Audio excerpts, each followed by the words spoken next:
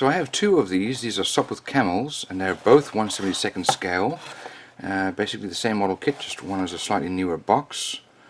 And they're both by Academy, basically the same model. And I'd like to do one for beginners and one for more advanced modelers. So I'm going to build this model with really the basics. And the basics for any beginner modeler should be a pair of nippers or side clippers. Make sure they're nice and sharp. You definitely need some model glue. This is Revell Contactor Professional. This is just has a very thin metal point, but it's just standard thickness model glue or cement. We've got some basic paints. We've got white and black. We've got a silver, and then we've got the basic colors here: red, green, yellow, orange, blue. We've got a brown and a sort of this is khaki drab. Also need a blade or scalpel. We need a little pair of tweezers or pickup. Some paint brushes. I've got a big one and a small one. You definitely need a pair of scissors just to cut out decals and so on. And then some either sandpaper or a nail file. And that's it. That's what we're going to try and build it with. Really basic, really simple, nothing fancy. So when we open the box, we're going to have a look inside. We're going to see we should have some sprues, and then also we should have some decals here, and we also have some instructions. So some details about the plane. These are really basic instructions. They don't give you any details for paint colors, which most models these days will do. So to start off with, I'm going to study the instructions here. Looks like the propeller will go in there. It should be able to rotate, and that gets glued together. The wheels will go on. The body will then go together. And number 4 here, we're going to put all those pieces together for the bottom, wing, and tail, and then mount our landing gear, top wing, and put all the decals on.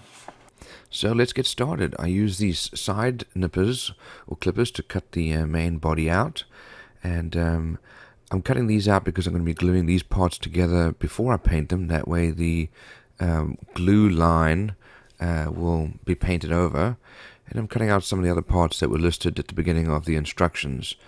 Now some of these parts still have some little residual plastic, and so I sand that off. And here you can see on the propeller that I'm using the soft, sort of finer side of the nail file to sand it down. Once that's all ready, I dry fit it. I put it together, make sure that it does fit, and now I'm going to use the glue, just the model cement glue. It's made especially for this plastic, to put the two parts of the fuselage together. If you did want to put any details inside of the cockpit, now is the time to do it before you put it together. So I wipe off the extra glue, and once that's dry, you have to leave it to dry, and then sand it down. Gets rid of that edge. And so I start with the rough side and then use the smooth side of the nail file. You can do the same thing with sandpaper. Also using glue here to put the engine cowling on, and now we've got some of these additional parts here for the tail and the elevator that I'm going to be smoothing out the edges where the mold lines are. Again, I'm going to dry fit it, make sure it fits well, and then I'm going to glue that with the model cement. So here is the elevator going on. There's a little hole that you have to line up for the tail, and I'm putting glue inside as well as down the edging, and then the tail goes on. And the model cement does not take too long to dry, but as you can see here, this was not quite dry yet. It takes probably about 20 minutes or so, so it's not a big deal. You just put it back on, and now's the time to line it all up. Now the wheels I'm going to cut out now as well, because I want to put the undercarriage together before I paint it, and it kind of holds everything in place and makes it easier to paint. So I'm cutting out these parts here for the undercarriage, and now we are putting the gun on as well. So as you can see, I dry fit it and then used the model glue to put the machine gun on the front. Now the wings I decided to leave in place because it'll be easier to paint them while they're being held on the sprue. But in the meantime, I'm putting the undercarriage on. And actually, if you look here, I actually put these on backwards. It's not a big deal. I can simply just pull it off, and I'll show you that in a minute. Because I realized that the angle was wrong, and so I had to switch them. So the hole for the wheel axle should be vertical, and now it is. So here's the other piece that's going on, and I put this together with the glue as well on the edges and the axle, as well as on the frame for underneath the wing. Here are the wheels going on, and as you can see, it's still pretty flimsy, but I want to be able to get the whole piece together. And once it's together, now I'm going to line it up to make sure that it is level and that the wheels are vertical. And this took a fair bit of adjusting, but you have to do this while the glue is still soft, and you can tolerate a fair amount. Just make sure you try to avoid getting glue all over the wings. So I had to measure, because there's no line on the fuselage, to find out where I should paint the white part to.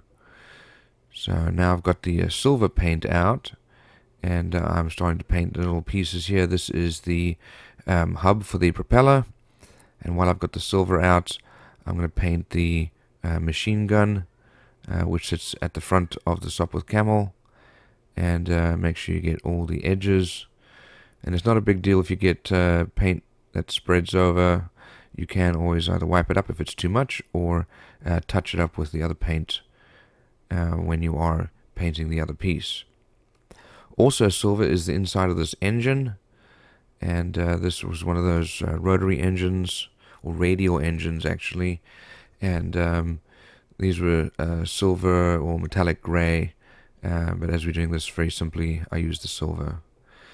Also painting the tops of the wings. This is olive drab. It's actually more khaki drab, and it's a very dark green color, and this is brushing on and trying to get it all lined up with the direction of airflow so it doesn't look too messy, but you do have to get the edges. Now on the other side of the wing I'm going to be doing white, so now we're moving on to the lower wing and painting the top of that wing the same khaki drab color. You could do a whole variation of different colors for these wings, and look up some ideas online, from green to olive drab to khaki drab. Now I've got the khaki drab open now, and I'm busy painting the fuselage, and as you can see, it spreads out quite a lot.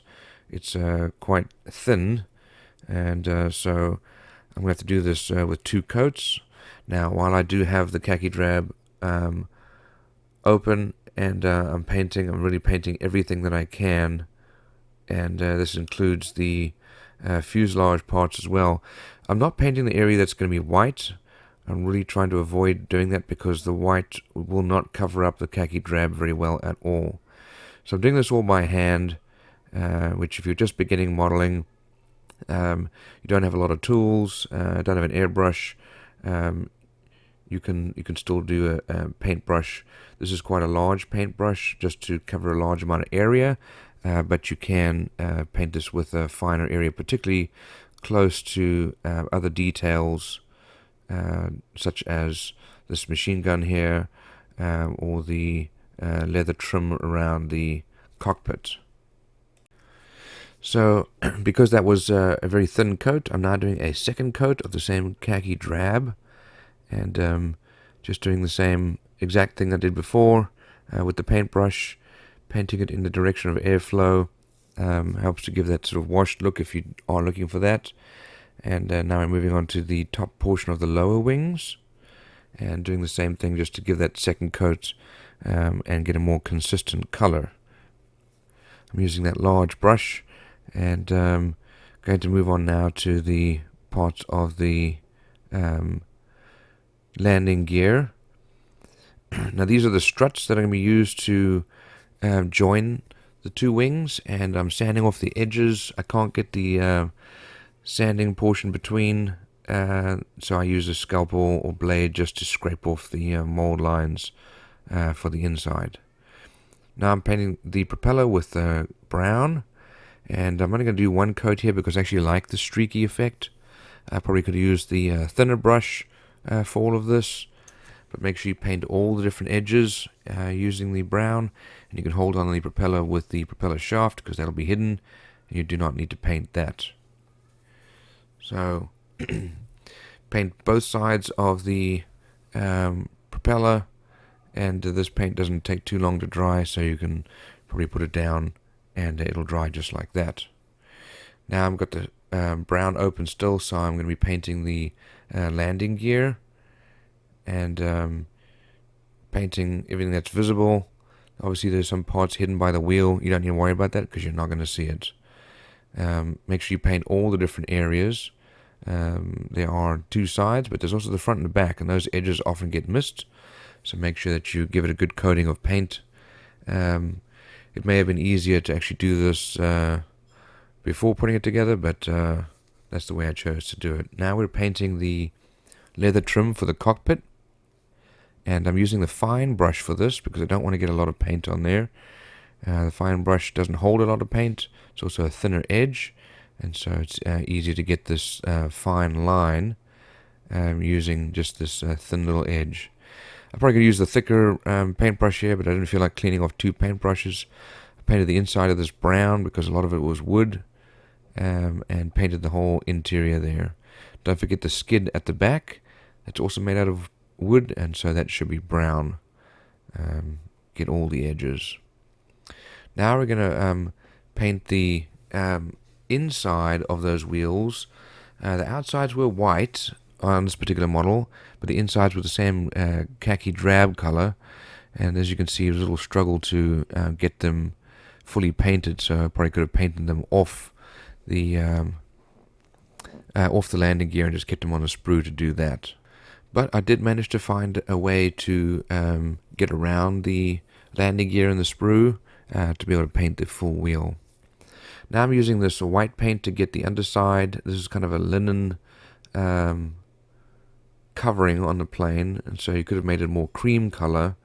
Obviously this is a very thin white paint. You can see how it tracked along that recessed line, and now we're painting the fuselage and engine covering and cowl for the front. It is kind of thin, and so we'll probably need at least 2 or 3 coats. And you can see I got a little paint on my finger there and ended up getting it on the fuselage, so we'll have to cover that up later. And using the paintbrush, it's difficult to get straight lines, and so you just have to have a lot of patience and sometimes do a lot of touch-up. The length of this section I measured out using the decals that came with the model.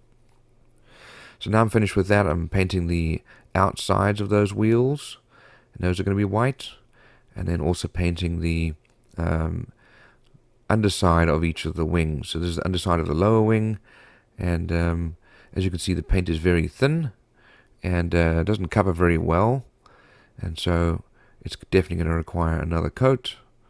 And here is the lower portion of the top wing, of the upper wing, and you can see also here, first thing is I'm just spreading the paint, and then I am going to do the streaks in the direction of airflow, especially as that's where the little ribs are, so that can hide some gray spots. Now here's the second coat going on, and trying to straighten out that edge as best I can with the paintbrush. And a second coat for the underside of the elevator. As you can see, it's got much better covering now. And then also a second coat for the underside of both wings. So it's definitely looking a lot better now with 2 coats. And you can always do a third one if you want to. The more paint you have, though, the more surface detail you lose. So I'm doing some touch-up here with the khaki drab. You can see I spread a little bit too much white. And then there's that little spot that I accidentally covered with my finger. Now we're going to do some black. This is for the tires, and this spreads pretty easily, and you can do this with a fine paintbrush. If you get too much paint on there, you can always just touch up. Although covering black with white paint, often the black paint will show through. So just take your time and be patient, and it's okay if you have to touch things up. As you can see, I've moved the sprue around to different angles because I'm right-handed and I'm trying to paint up or down. It makes it a lot easier if I just have different angles. So here you can see I move it to a different position, so I can now move up and down on the landing gear, repaint the brown. Underneath was some silver, and just using the base silver color. If you really want it to look nice, you got to do black first and then silver. Now we're going to glue the propeller on.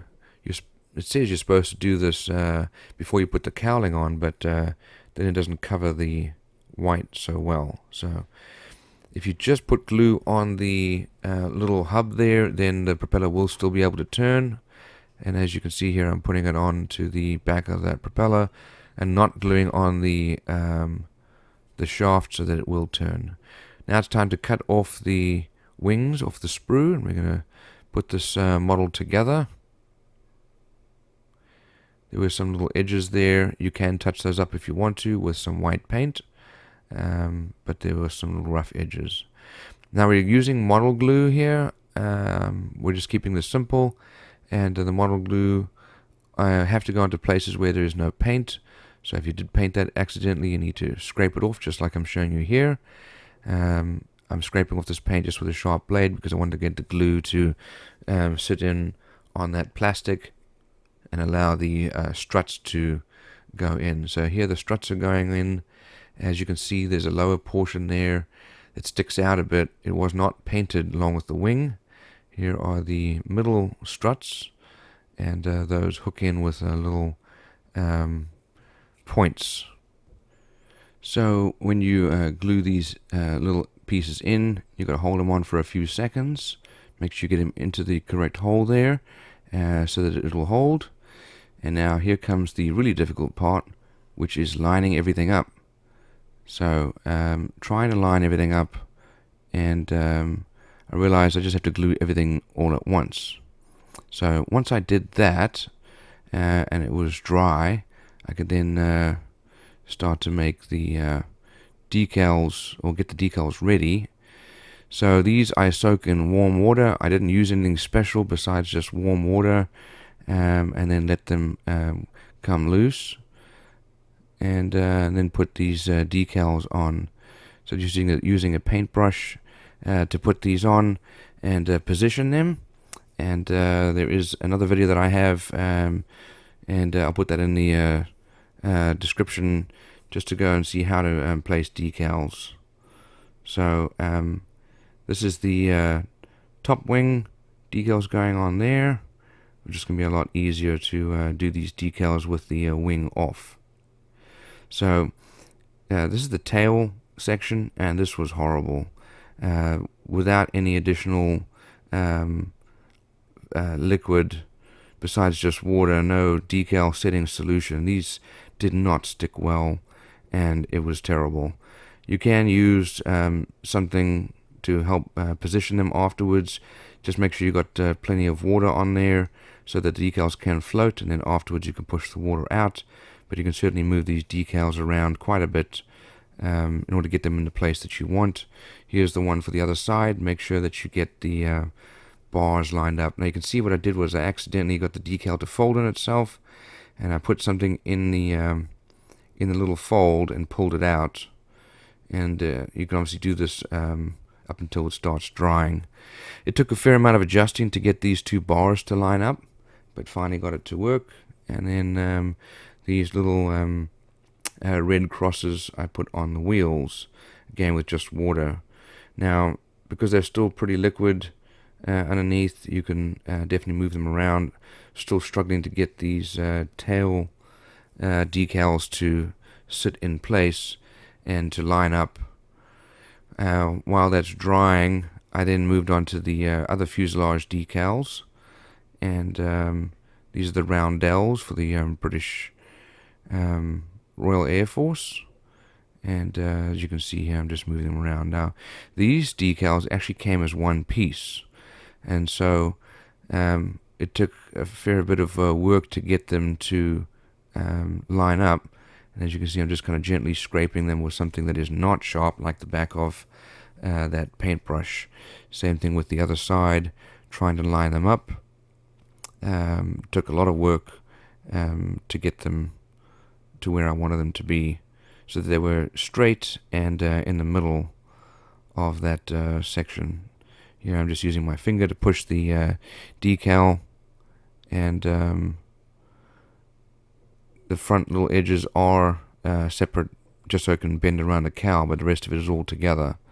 And you can see I'm just gently pushing, trying to get that section to line up with the back of that white section.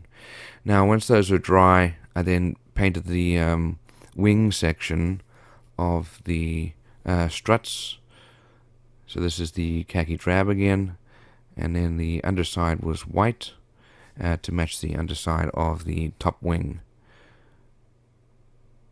Now don't forget to paint all the different angles. It took me a lot harder to paint once you've got the wing on. So there are 4 of them. Make sure you do all 4 from all different angles. And then the same thing with the struts. Make sure you paint all the different angles. You can see here the edges still have the grey plastic showing through. This is the same brown to represent the wood, and painting all the different angles here for these struts. So they are put together at the top with this bar, which makes it easier to line them up. But it does make it a bit of a pain to put them all together when you decide to finally put that wing on. So 1 coat should be sufficient. Now it's time to actually glue this wing on, and I'm using the glue. This is just regular model cement glue. I probably should have scraped the paint off that wing. I got the 2 outside edges together, but the inside ones were not lined up, and they didn't line up very easily. But finally managed to get them to stick. Just held it in place for long enough that the wing came up with it. And as you can see, needed a little bit of adjustment, but not too bad. Now I'm trying to trim off the extra part of the decal, but as you can see, it's just not sticking very well at all, despite multiple attempts.